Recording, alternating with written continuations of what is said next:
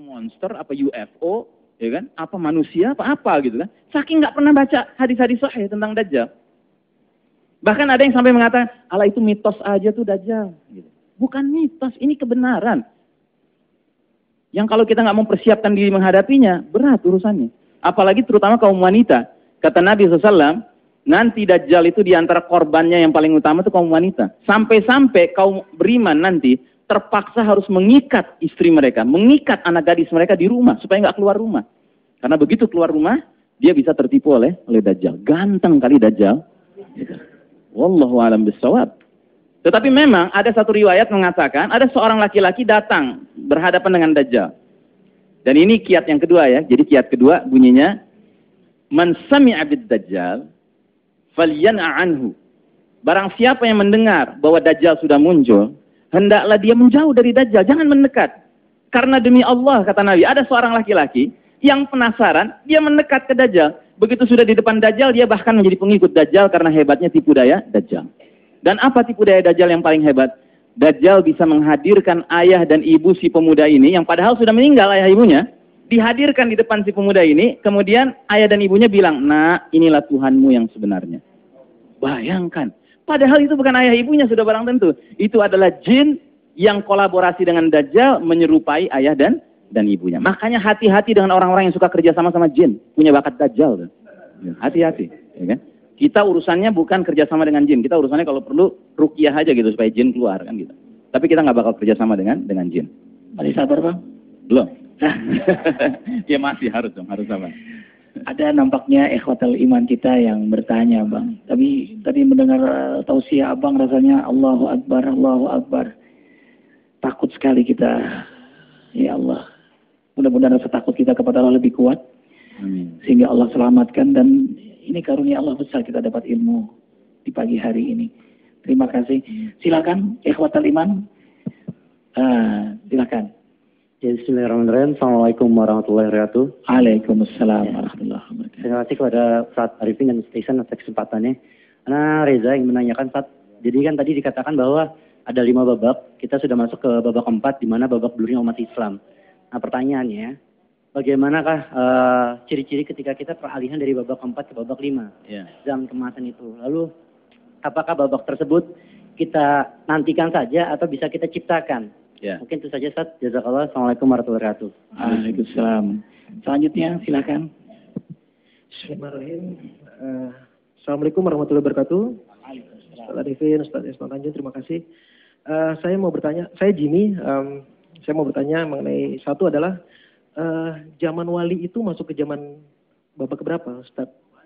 Wali-wali Songo itu yang menyebarkan Islam di tanah air kita itu masuk ke babak keberapa? Yang pertama, yang kedua adalah tadi disebutkan bahwa babak keempat ini sudah jalan lama, sampai mungkin 100 tahun sehingga terbentuklah sistem Dajjal. Sekarang kalau kita lihat di dunia ini, itu globalisasi sudah luar biasa. Barrier antara satu bangsa dengan bangsa itu sudah hampir nggak ada. Sisi ekonomi, politik, dan lain-lain. Arus informasi, penetrasi informasi luar biasa. Sehingga terbentuklah skema bahwa kalau kita di satu lingkungan yang mengharamkan sesuatu yang halal, kita jadi ikut-ikutan mengharamkan sesuatu yang halal. Tadi Ustaz Arifin sempat sebut bahwa kok orang berbuat maksiat, riya didiamkan, sedangkan kita yang berbuat baik gitu dibilang riya gitu. Itu lingkungan sudah sedemikian jahat sehingga membuat sistem Dajjal itu memang benar-benar terjadi. Nah, bagaimana kita sebagai umat muslim itu mengcounter Ustaz, penetrasi sistem yang seperti itu? Terima kasih. Ya, jazakallah khairan. Pertanyaan Saudara Reza sangat bagus walaupun mencerminkan kekurang sabaran. Karena belum selesai ini, memang kita akan masuk gitu, ya kan? Jadi saya teruskan sedikit ya, ada 2 kiat lagi untuk menghadapi Dajjal. Jadi kiat yang pertama tadi, baca doa dalam sholat kita. Yang kedua, jangan mendekati Dajjal. Kalau seandainya kita dengar tentang Dajjal, jangan penasaran deh gitu, ya kan? Yang ketiga, kata Nabi SAW, man hafidhu asyru ayati min awwali suratil kahfi, usima min fitnatid Dajjal. Barang siapa hafal 10 ayat pertama surat Al-Kahfi, dia akan diselamatkan dari fitnah Dajjal. Makanya di antara hafalan Quran kita yang harus kita segerakan adalah mengajar diri kita, istri kita, anak kita untuk menghafal 10 ayat pertama surat Al-Kahfi.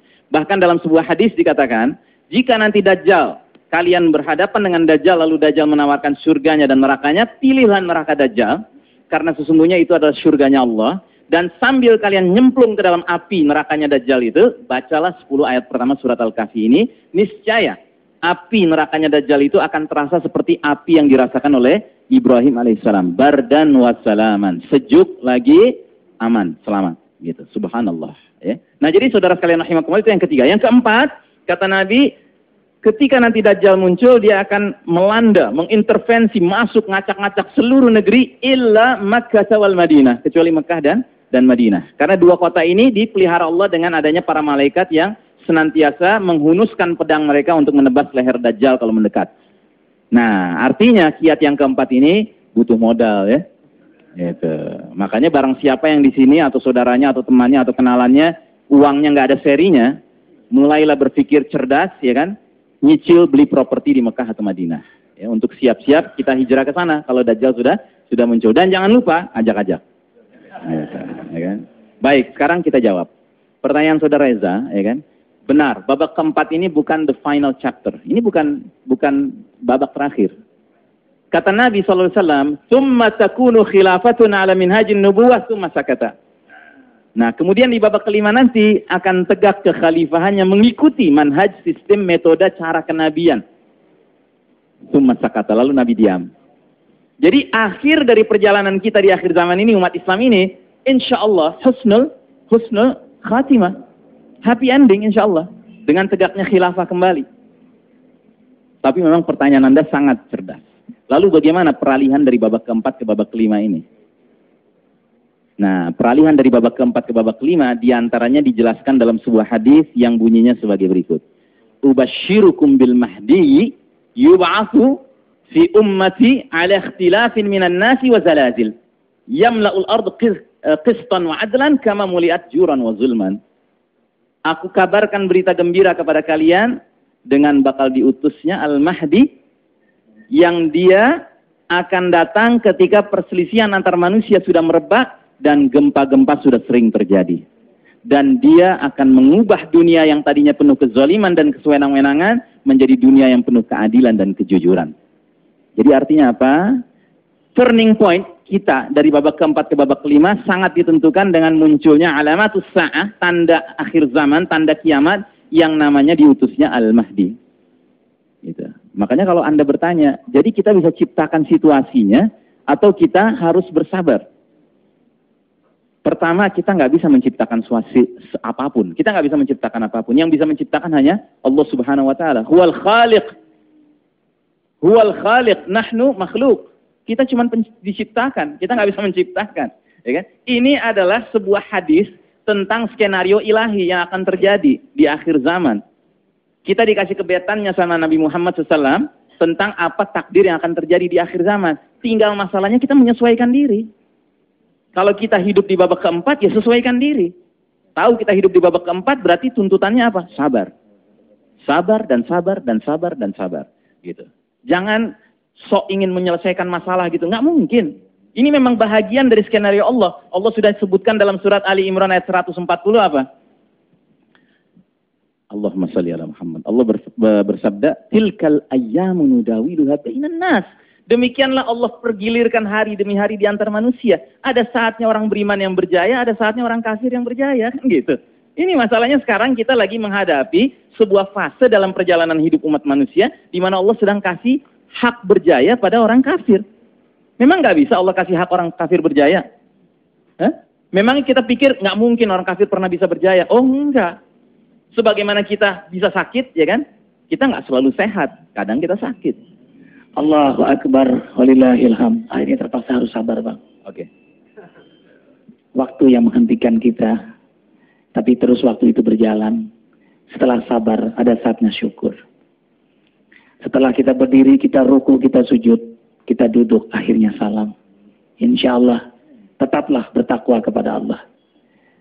Kuatkan iman, jagalah qiyamul lail, datangilah rumah Allah, duduklah di majelis ilmu, dan mendekatlah kepada orang-orang saleh.